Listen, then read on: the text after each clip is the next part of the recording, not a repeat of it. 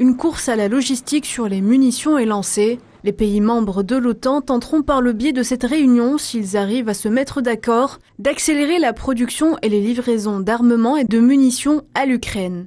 Les alliés de Kiev se sont engagés à fournir de l'artillerie, des véhicules blindés, des chars et des systèmes de défense anti-aériens. D'autres éventualités seront discutées lors de cette réunion dirigée par les États-Unis, à l'instar de la délicate question de l'envoi d'avions de combat à l'Ukraine.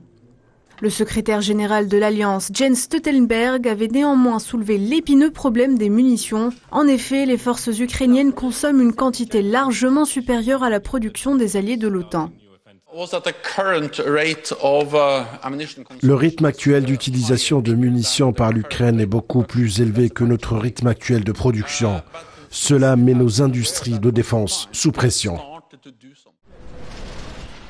Lors du sommet des chefs d'État et de gouvernement de l'Union européenne jeudi dernier à Bruxelles, le président ukrainien Volodymyr Zelensky avait appelé les pays membres à lui fournir des avions de combat ainsi que des missiles longue portée pour faire face aux avancées de l'armée russe.